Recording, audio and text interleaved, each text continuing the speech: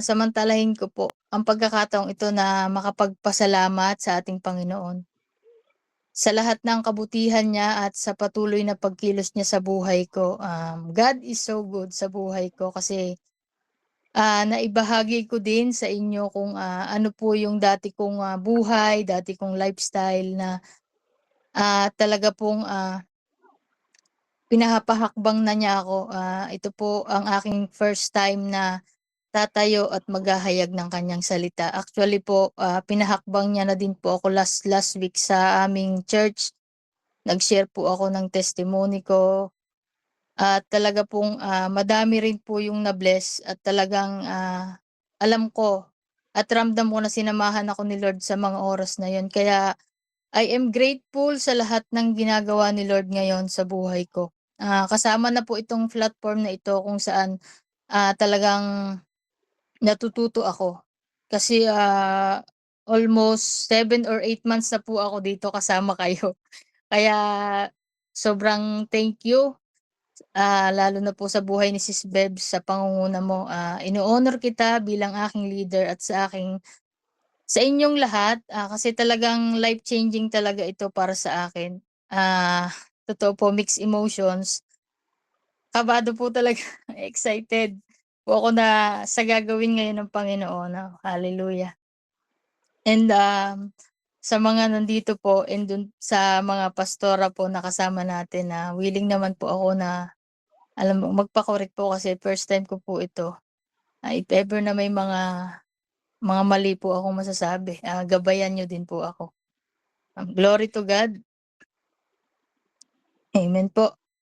Ang mensahe po natin ngayon ay mula sa aklat ng Mateo 25, chapter 25, verse 1 to 13.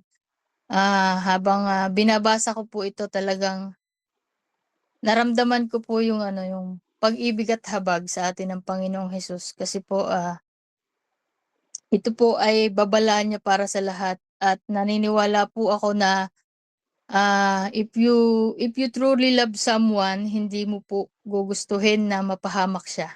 Amen. At yun ang ipinakita sa akin sa talatang ito na the perfect love of Jesus. Babala po ito ng Panginoon na gusto niya tayong maging handa sa pagdating niya. Basahin ko po muna yung scripture. Amen po. Ang talinghaga ng 10 dalaga. Ang kaharian ng langit ay maitutulad dito. May 10 dalagang lumabas upang sumulubong sa lalaking ikakasal.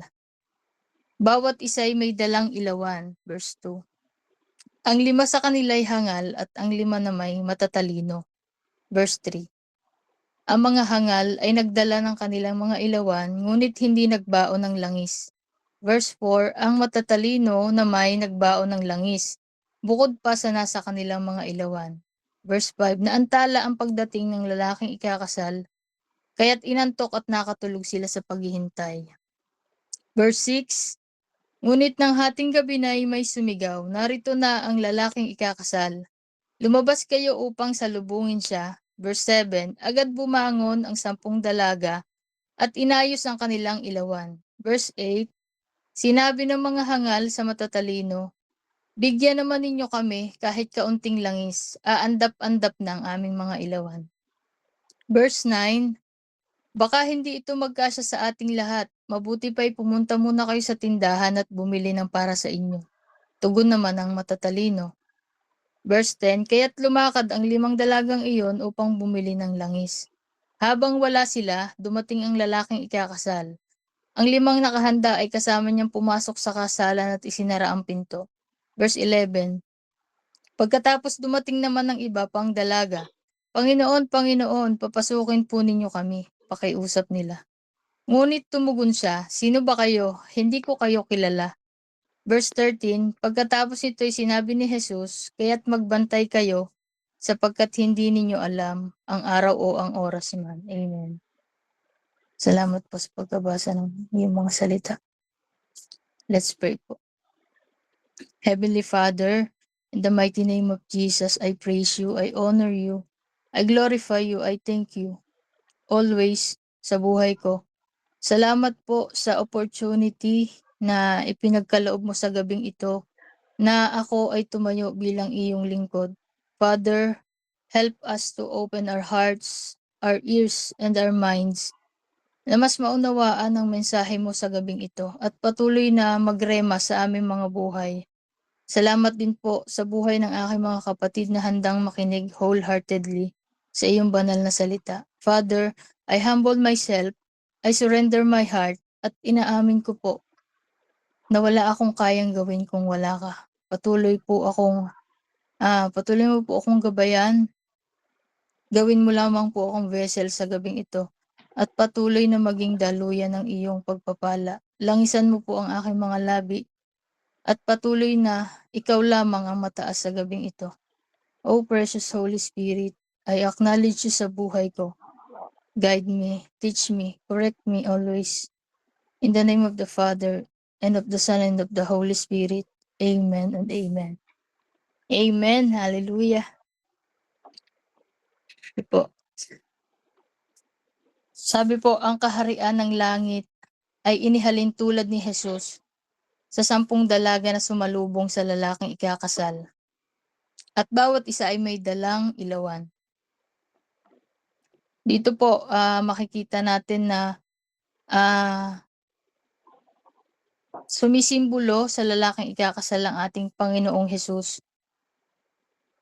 At ang 10 dalaga naman ay sumisimbolo po sa ating mananampalataya o sa iglesia o believer. Sabi po doon, bawat isa ay may dalang ilawan. Ang lahat ay may pananampalataya sa Panginoon. Ang sabi po doon, ang 5 sa kanila ay hangal at ang 5 naman ay matatalino. Ibig sabihin po, nahati sa dalawa yung mga mananampalataya.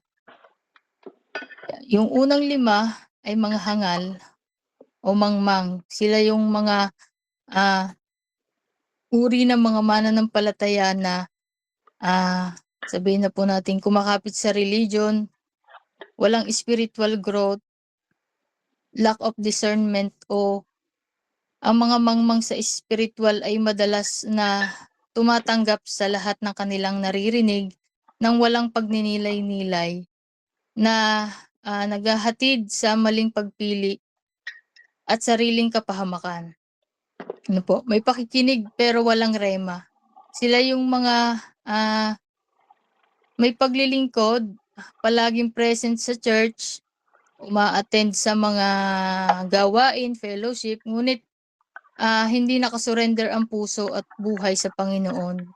Ano po, amen. Walang tunay na koneksyon at walang paglago, walang bunga. Sila yung pagkatapos makinig ng mensahe, walang reflection at patuloy na nagko-compromise sa mundo at walang kahandaan sa lahat ng pwedeng mangyari. Ang pangalawang uri naman ay ang matatalino o yung spiritually, sila po yung may malalim na koneksyon sa Diyos, bukas ang isip at puso, marunong makinig at may refleksyon sa sarili. Palaging pinapakinggan ang gabay ng banal na espiritu sa kanilang buhay at hindi nagdedesisyon para sa kanilang mga sarili. May kapakumbabaan at matatag sa lahat ng mga pagsubok at nananalig sa pangako ng Diyos. Sila yung may spiritual growth at hindi nananatiling stagnant lang. May obedience at may alab sa paglilingkod at higit sa lahat may surrendered heart at life at patuloy na nagpapaayos sa Panginoon. Sa Mateo 25 verse 3-5, sabi po doon, ang mga hangal ay nagdala ng kanilang ilawan, ngunit hindi nagbaon ng reserbang langis.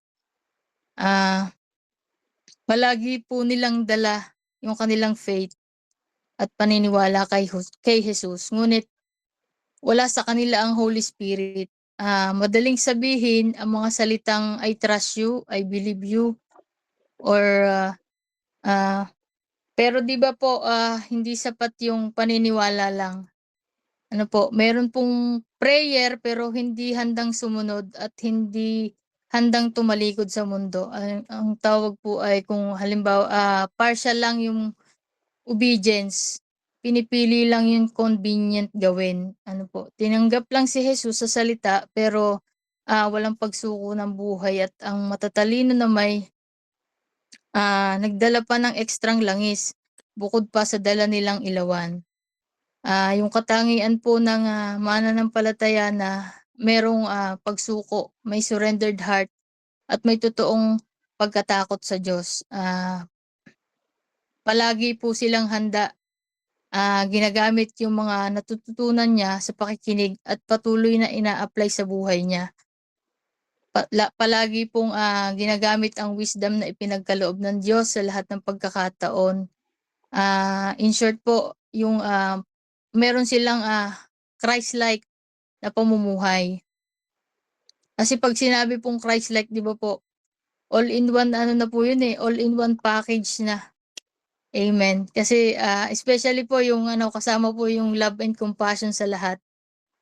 And sabi po nga sa awit, 119, chapter 119 verse 1-2, "Mapalad ang mga taong malinis ang pamumuhay, kautusan ni Yahweh ang sinusunod araw-araw. Mapalad ang sumusunod sa kanyang patakaran, buong pusong naghahanap sa kanyang kalooban." Amen.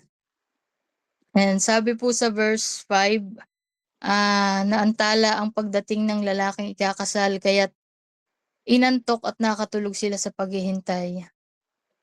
Dito po sa verse 5, pinakita po yung, pag-ibig, at habag ni Jesus.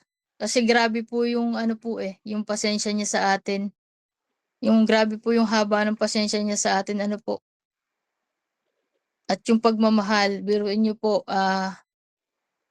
inaantala niya yung kanyang pagdating upang tayong lahat ay maligtas. Ano po, binibigyan niya po tayo ng pagkakataon na, makapagsisi, tumalikod sa mga kasalanan, ano po, na talagang He is so patient with us.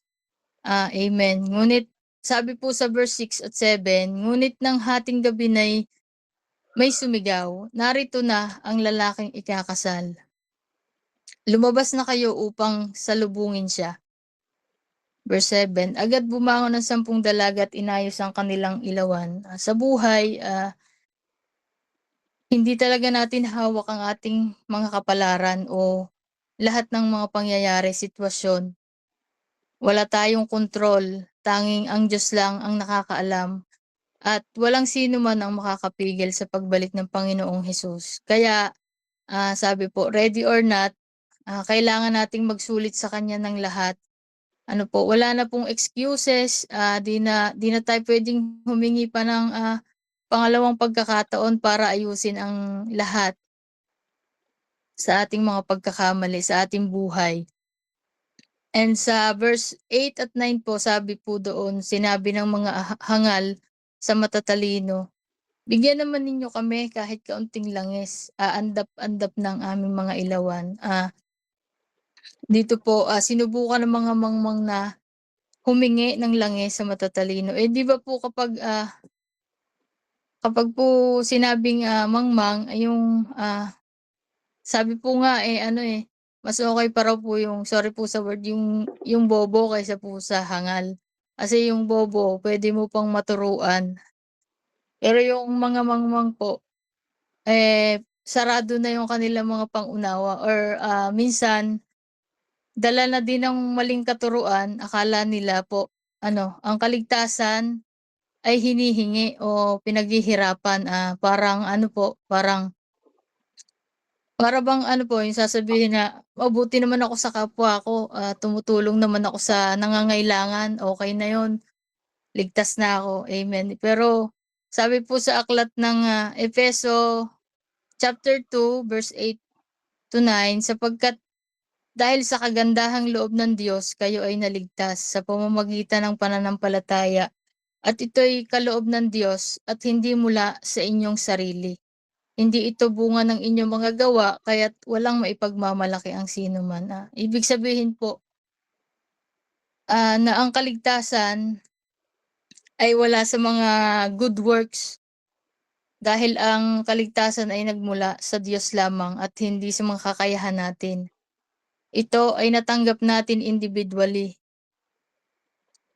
Hindi porket, naligtas na yung kapitbahay niyo dahil, close kayo, iligtas ka na rin or may isang tumanggap kay Jesus sa pamilya niyo, ligtas na kayong lahat. Hindi po ari yun, hindi po gano'n. Amen. Hindi hindi nahihiram ang malalim na relasyon sa Diyos sa kahit na sino. Hindi nahihiram ang surrendered heart ng kaibigan at, hindi mo puwedeng hiramin yung, mainit na paglilingkod ng ka-church. Ito ay individual at kailangan nating i-receive yun at tanggapin at paniwalaan na si Jesus ay ating Panginoon at tagapagligtas. Dahil, lahat tayo ay, haharap at magsusulit sa Diyos sa Kanyang itinakdang panahon. Sa verse 9 naman ang sabi, baka hindi ito magkasya sa ating lahat. Mabuti pa'y pumunta muna kayo sa tindahan at bumili ng para sa inyo. Tugon naman ng matatalino. Sa totoo lang po, hindi po sila naging makasarili sa pagtanggi nila na magbigay ng langis.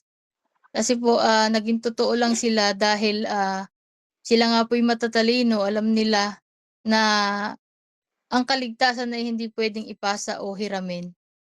Ano po, at sa verse 10 naman po, dumating na yung lalaking ikakasal, inilalarawan nito ang pagbabalik ng Panginoong Hesus.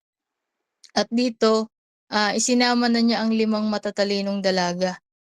Ang buong pusong, tumanggap sa kanya at kinilala siya bilang Panginoon at tagapagligtas. Tinutukoy din na ang sinabing kasalan ay, buhay na walang hanggan sa piling ng Diyos, kung saan wala ng paghihirap at sakit na mararanasan. Sabi naman po sa verse 11 at 12, pagkatapos dumating naman ang iba pang dalaga, sabi, Panginoon, Panginoon, papasukin po ninyo kami. Pakiusap nila. Ngunit, tumugon siya, sino ba kayo? Hindi ko kayo kilala. Naiwan at napagsaraduhan sila ng pintuan at hindi na nakapasok sa handaan ng lalaking ikakasal. Ano po, muntik nang nakapasok yung 5, ngunit ang problema ay hindi sila naging handa. Sabi nga po sa Mateo, chapter 7 verse 21, hindi ang bawat nagsasabi sa akin, Panginoon, Panginoon, ay papasok sa kaharian ng langit, kundi ang gumaganap ng kalooban ng aking Ama na nasa langit. Ano po, ito po yung, masakit at nakakalungkot na katotohanan na dahil ang 10 dalaga ay ano po, pareho silang matiyagang naghintay sa pagdating ng lalaking ikakasal, ngunit 5 lang sa kanila ang nakapasok at nakasama sa handaan. Sinabi ni Jesus, "Sino kayo? Hindi ko kayo kilala." Hindi ito tumutukoy kung ano ang mga pangalan nila or kung sino sila. Dahil sa katunayan, alam ng Panginoong Hesus ang laman ng bawat puso nila. Ano po, sabi po sa 1 Samuel chapter 16 verse 7, ang tao'y tumitingin sa panlabas na kaanyuan, ngunit ang tinitingnan ko'y ang puso. Tumutukoy po ito sa tanong na, may relasyon ka ba sa akin? Hindi sa panlabas na katatayuan natin kundi, sa kalagayan ng ating mga puso. Dahil, ang pinakamalaking panganib sa mga huling araw ay ang masanay tayo sa mundo at makalimutan nating pansamantala lang tayo dito. At sa dulo, hindi niya tayo tatanungin kung, nagsisimba ba tayo or, Kristiyano ba yung mga tingin natin sa ating mga sarili. Ang tanong niya ay, handa ka ba kapag ako ay dumating? At kung dumating si Jesus ngayong gabi, handa ka ba? Hindi bukas, hindi sa susunod na buwan. Hindi kapag natupad mo na yung mga pangarap at, mga gusto mo, hangarin ng iyong puso, kundi, ngayong gabi kapag dumating siya, May langis ba ang iyong ilawan? At may tunay ka bang relasyon kay Kristo o relihiyon lamang ang dala mo? Sa verse 13, binibigyan niya tayo ng paalala na maghanda ka habang may pagkakataon pa dahil wala sa mga kamay natin ang oras. Patuloy na suriin natin ang ating sarili ngayon. Handa na ba ako sa pagdating ng Panginoong Hesus? Amen.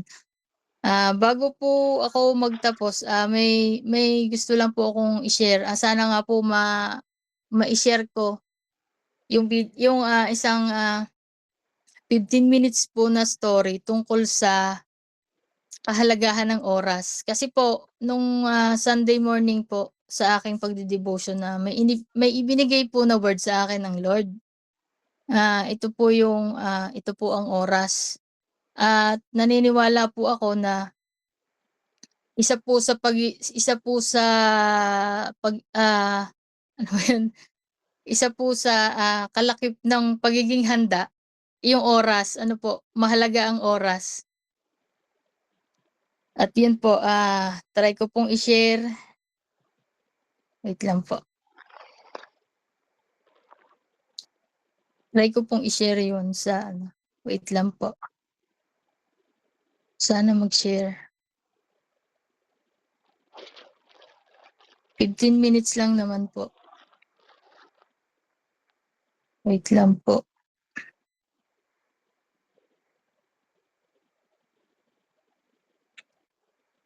Meron po ba? May ano po ba? May nag-appear po ba? Wala sis. Wala No. sis. Wala pa po. Wala po. Wait lang po ulit.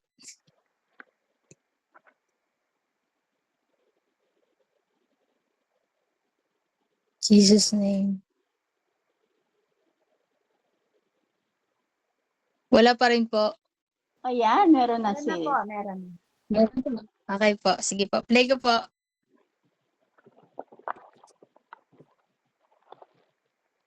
We all say we understand the value of time. We nod our heads when someone tells us time is precious.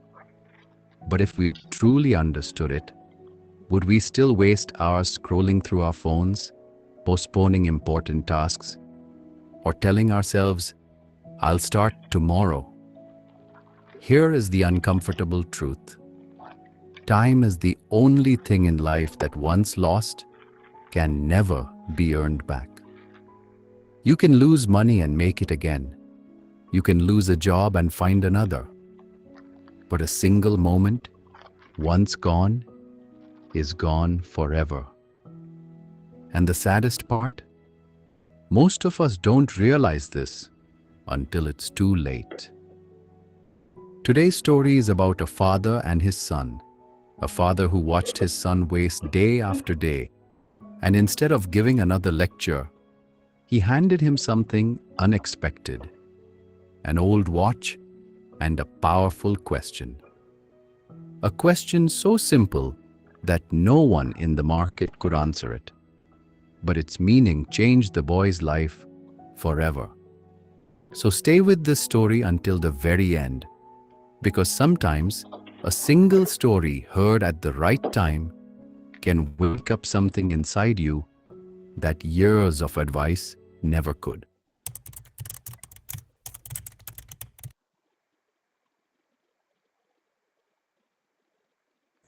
Tahimik sa paligid, pero ang ingay ng isip mo. Sometimes, In a small town, nestled between green fields and dusty roads, there lived a father and his son. The father was a hard-working man. He woke up before the sun, tended to his small shop, and came home tired but satisfied each evening. But his son? His son was very different.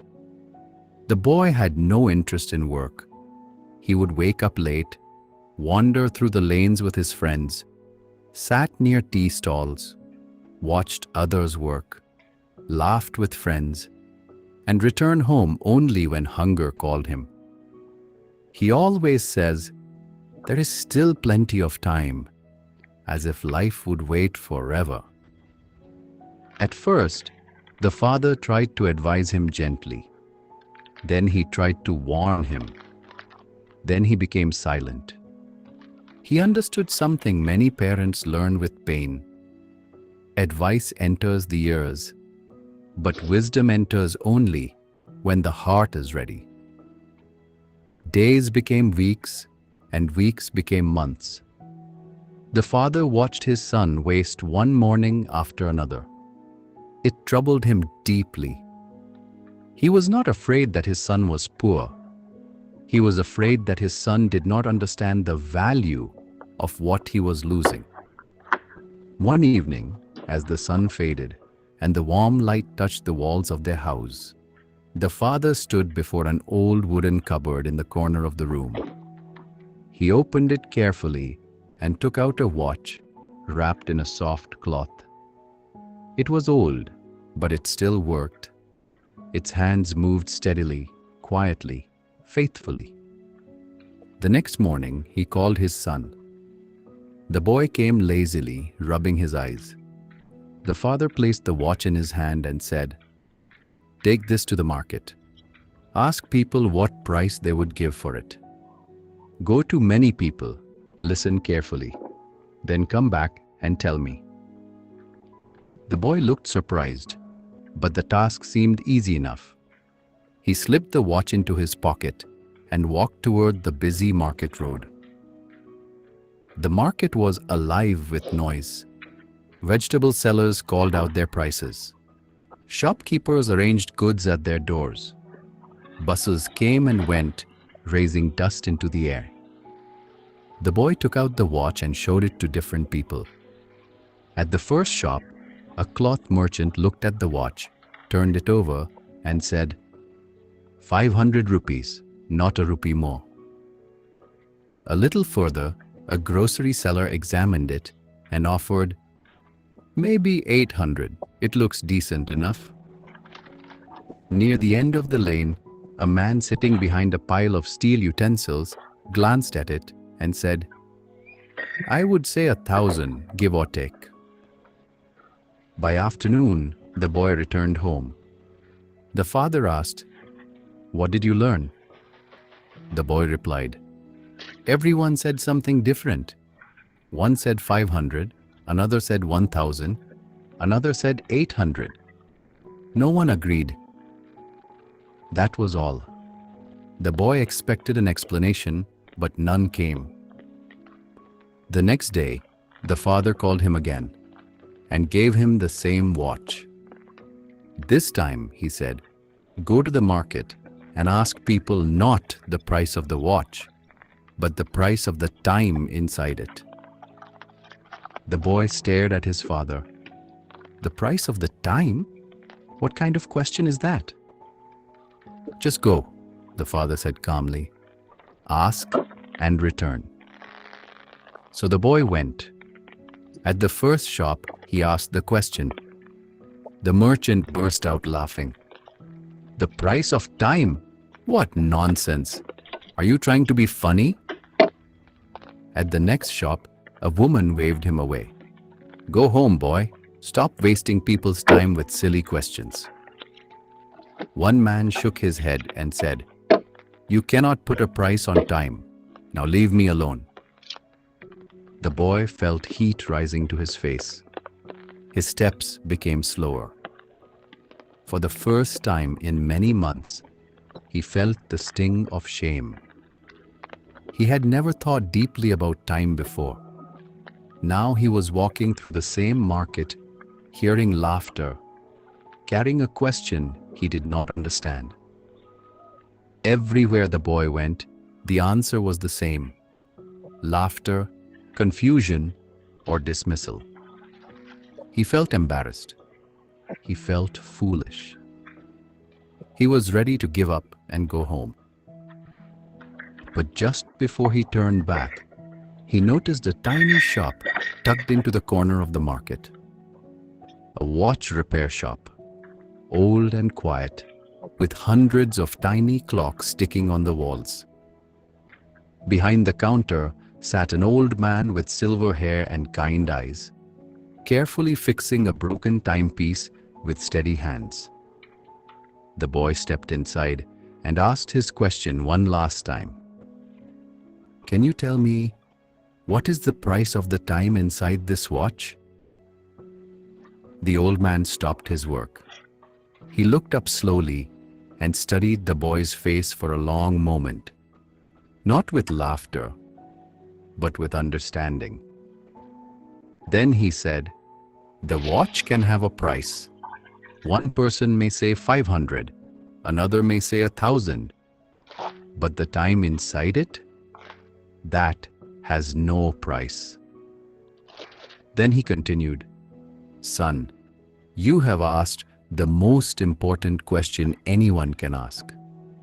And the answer is this: there is no price for time. Not in rupees, not in gold, not in all the wealth of the world. You see, you can buy a watch, but you cannot buy the time it shows. If a rich man loses money, he can earn it again. If a farmer loses crops, he may grow them again. If a shop burns down, it may be rebuilt. But tell me, if 1 hour of your life passes, can anyone buy it back?" The boy shook his head slowly. "Not even 1 second," the old man said. "That is why time is the greatest treasure. It is free, yet it is priceless." The shop was quiet, except for the soft ticking of many clocks. Time has one bad thing and one good thing. The bad thing is that it never stops. It keeps moving, whether you are ready or not. It does not wait for anyone. The good thing is that you still choose what to do with it. Every person, rich or poor, young or old, receives the same amount of it each day. 24 hours. No more, no less. The difference between a person who succeeds and a person who fails is not talent or luck. It is how they choose to spend those hours.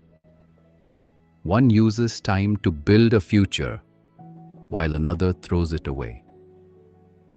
Each word fell into the boy's heart like rain on dry soil.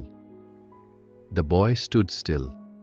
Something deep inside him stirred, something that no scolding or lecture had ever reached. The old man's words did not just enter his ears, they entered his heart. His eyes lowered. "I understand now," he whispered. The old man handed the watch back to him and said, "Then do not just understand. Change." Stop taking sermon notes! You need Bible Note. It will listen to everything being. He rushed home.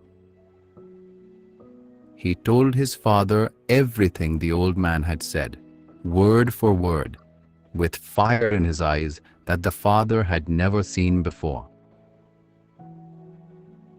When the boy finished, the father placed his hand gently on his shoulder. No long speech was needed. The lesson had reached where words alone could not go. From that day, the boy began to change. He woke earlier. He helped at home. He learned to work with care. He spent less time roaming and more time doing something useful. At first, the change was small, but day by day, it became stronger.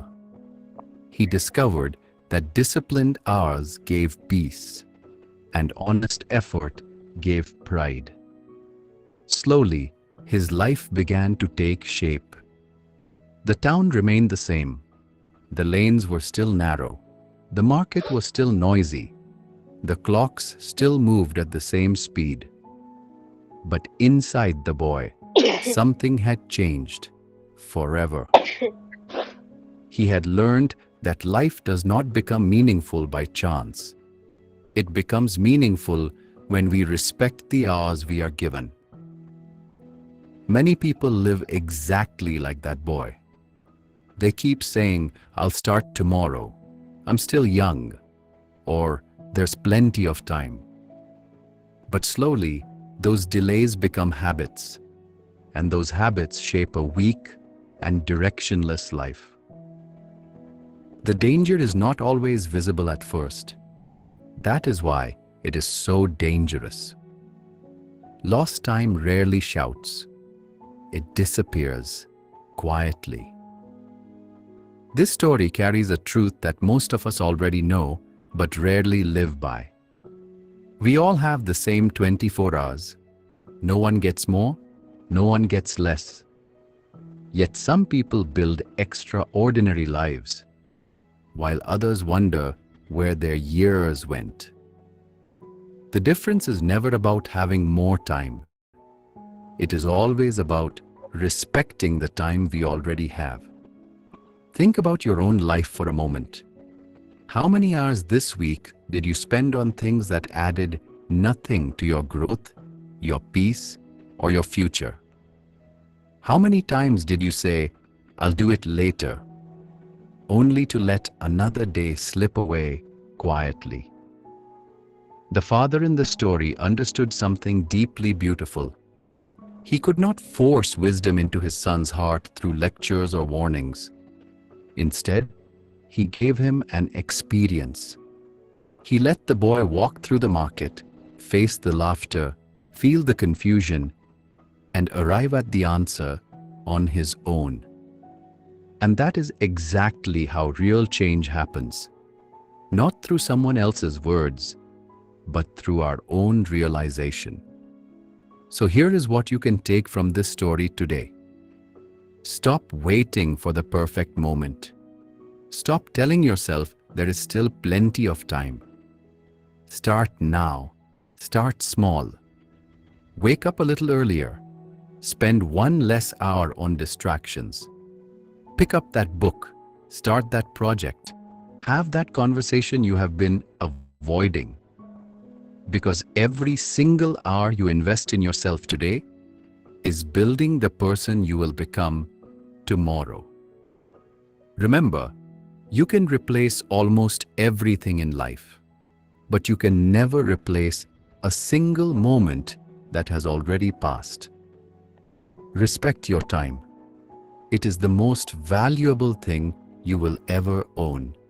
Now I want to hear from you. What is one thing you have been putting off that you will start today? Write it in the comments below.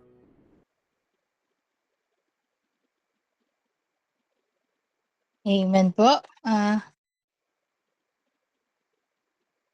Yun po ang yung value of time. Ano po, inano ko po ito kasi ito po yung binigay sa akin na nung Sunday po na nagde-devotion ako. Sabi ko, "Lord, bigyan mo po ako ng word na magagamit ko sa pagmemensahe ko, yung magiging, ikaw po yung mismong nagbigay, hindi po ako." And yun nga po, yun po yung binigay niya sa akin na oras po, yung value ng oras natin sa mga buhay natin ngayon.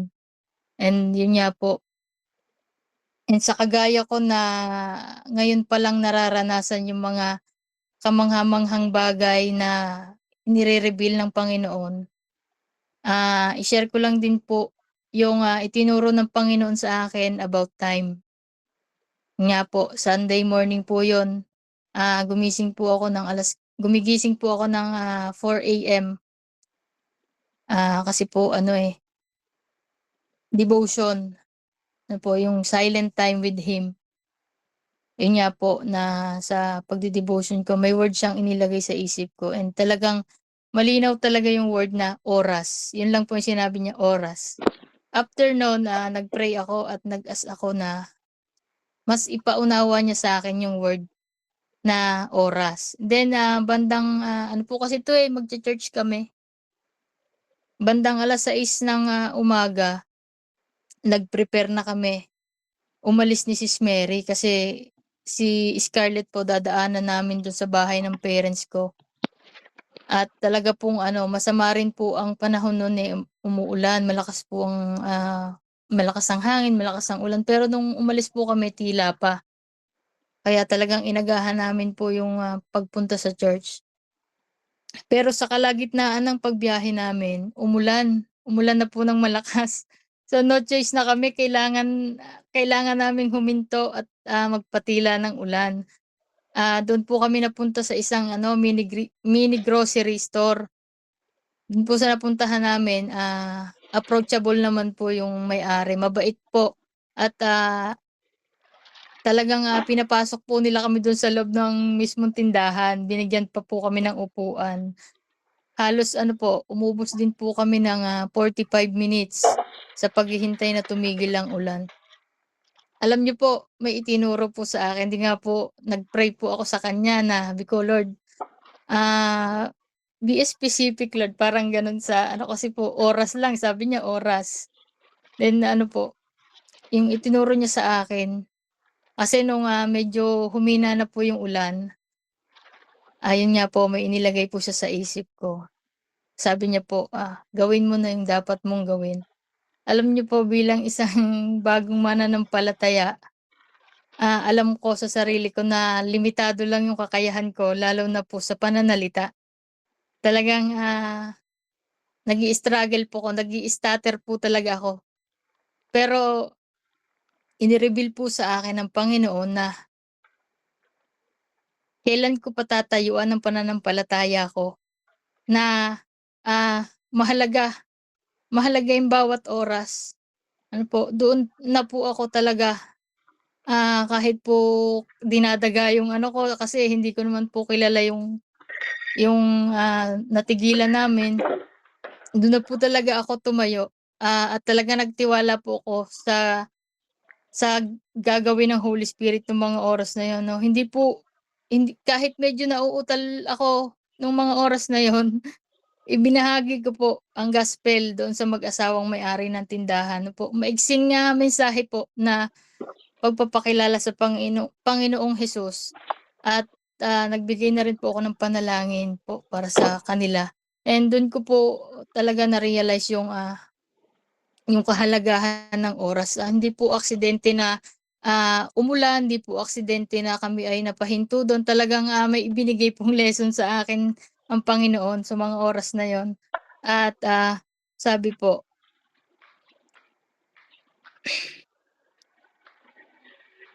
dun ko nga po yun na-realize yung pahalagahan ng bawat oras na meron tayo, na ngayon na mananampalataya na tayo, gamitin natin ng tama sa lahat ng pagkakataon na mas maging intentional at kumilos ng may pagpapahalaga sa lahat ng pagkakataon.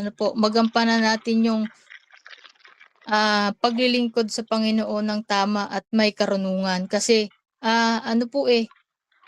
hindi na natin kayang maibalik. Sabi nga po dun sa story hindi natin maibabalik yung bawat oras na lumipas na. Sabi nga po sa verse 13 hindi natin alam ang oras o ang araw o ang oras man. Kaya habang binibigyan pa tayo ng lakas ng Panginoon, kilusan na natin. 'Wag na nating ipagpaliban pa kasi sabi nga po sa awit, chapter 90 verse 12, "Ituro mo sa amin na bilangin ang aming mga araw upang kami ay magtamo ng puso ng karunungan." So, paano po ba natin nga maisasabuhay, 'di ba po, ang pahalagahan ng oras na patuloy na ibinibigay sa atin ng Diyos. Palagi nating isipin na ang buhay natin ay maiksi lamang dito sa lupa, at palagi nating ituon ang ating lakas sa mga, makabuluhang bagay at sa, kaharian ng Diyos. Patuloy na, maging matalino tayo sa paggamit ng ating mga oras dahil, ang paggamit ng oras ng may kabuluhan ay paghahanda para sa buhay na walang hanggan. Amen. Purihin po ang Panginoon. Dito na po ako, magtatapos. Panginoong Hesus, maraming salamat po sa katagumpayan ng kapahayagan ng iyong salita. Salamat po, sa mga paalala na patuloy na gumigising sa aming mga puso at isipan at patuloy na sumusuri sa mga katatayuan ng aming pananampalataya. At sa tamang paggamit ng oras na ipinagkaloob mo sa amin at sa paglakad ng may kahandaan sa iyong pagbabalik. O Lord, ikaw po ang patuloy na kumilos at manguna sa aming mga buhay. Patuloy kaming nagpapatama at nagpapaayos sa iyo. Because without your love and mercy, we are nothing, Lord. We praise you, we worship you, we honor you sa ngalan ng Ama, ng Anak at ng Espiritu Santo.